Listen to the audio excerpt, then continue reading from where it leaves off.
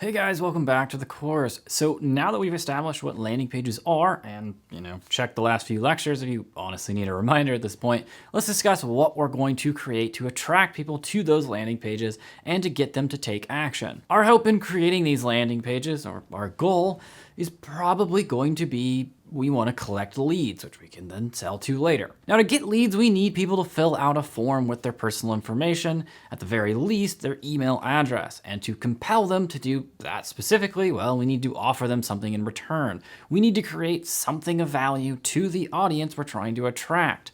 Something that will help them make a decision, understand a concept better, and make us look like experts at the same time.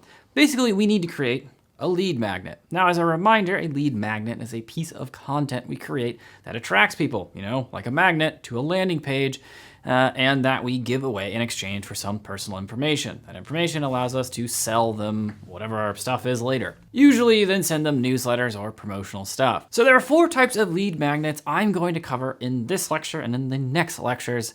And each one offers a different format with different ways to show off your expertise and value. Now, they are white papers, ebooks, email courses, and webinars. It'll be up to you to pick which one you think you can pull off and which one fits your business the best. So let's get started. Now, the first type of lead magnet we're going to cover here are white papers. So white papers are well-researched written pieces created for customers to address key questions or points relevant to their business. They're usually written in a more formal tone, and they have a structure that includes a summary at the beginning. They state a problem and a solution and include data, graphs, and some written analysis along the way to help prove some point or some series of points. Now, in the end, most of them are in the neighborhood of, let's say, 10 to 15 pages long. They're usually offered as PDF.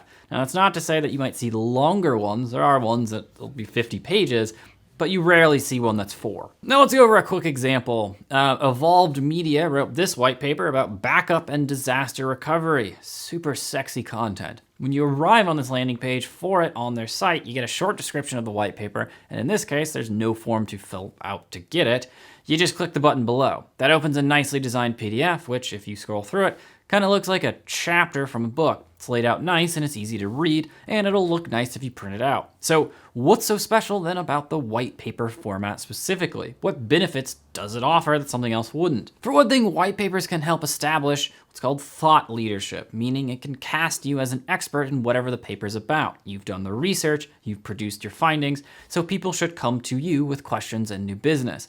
You could also reinforce your recommendations and findings in white papers with customer success stories, so if they've used your product to succeed, then you look super smart.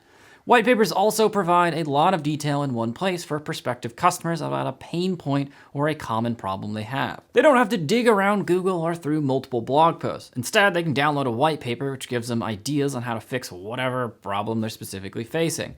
Another benefit for you is that white papers are usually so rich with information and detail that they can be used to create other types of content. You can repurpose them pretty easily. You can take excerpts from it and create blog posts, social media images, or tweets. And if you can use those things to then promote the white paper as well. So it kind of has its own marketing built into it. By design, white papers are designed to get downloaded and or printed, so they should serve as reference materials over a long period of time. Every time someone goes back to it, your name and URL are constantly going to be plastered all over it, or it should be, so they'll come back to you later for more expertise. So in that sense, it's kind of a double whammy, right? Like you get their information so you can contact them, but then also, if they do end up reading it, they'll assume you're an expert, and if they need you, they'll come out of the woods for you. Now, here's another example of a white paper that's worth checking out. Now, a place called Datorama published this white paper on 7 steps to an integrated marketing analytics strategy. And what does Datorama make?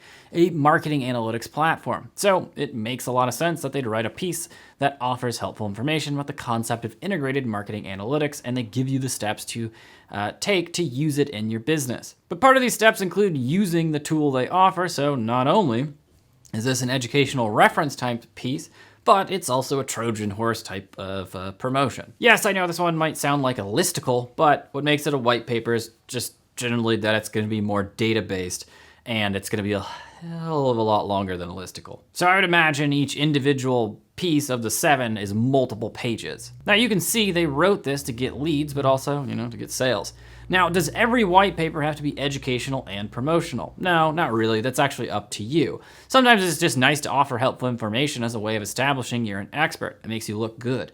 But if there's a logical and not too salesy way of including your own product or service in there as well, why not? Just try to think of it from the reader's point of view. If your white paper addresses a problem and the only solution presented is your product, well, then people might feel like they're just reading a gigantic brochure. So in terms of topics, white papers work really well when they focus on a problem, like how can I start using analytics in my marketing decision making?